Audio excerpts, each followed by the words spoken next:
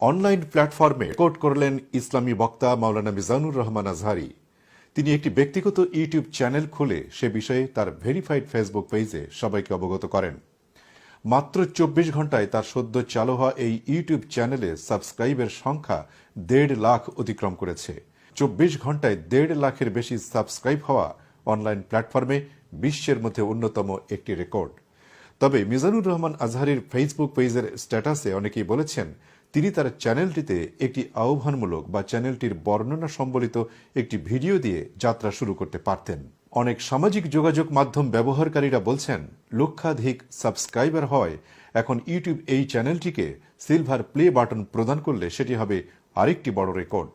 অল্প সময়ে বিপুল সংখ্যক সাবস্ক্রাইব হওয়ায় আনন্দিত মাওলানা মিজানুর রহমান আজহারীর শুভাকাঙ্ক্ষীরা।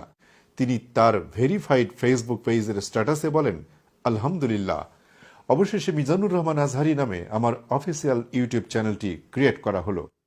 আমার ফেসবুক পেজের নামের সাথে হুবহু মিল রেখেই ইউটিউব চ্যানেলটির নামকরণ করা হয়েছে। সাবস্ক্রাইব করে রাখুন এবং শেয়ার করুন। ধন্যবাদ। এ বিষয়ে ইউটিউবের সিঙ্গাপুর অফিসের সঙ্গে যোগাযোগ করে চেঞ্জ টিভি। সেখানকার নাম প্রকাশে অনিচ্ছুক এক বাঙালি কর্মকর্তা ব্যক্তিগতভাবে জানান, বাংলা ভাষাভাষী ইউটিউবারদের মধ্যে এই ধরনের ঘটনা এই প্রথম। এটিকে তিনি ইউটিউব ইতিহাসে বিশ্ব রেকর্ড হিসেবে উল্লেখ করেন।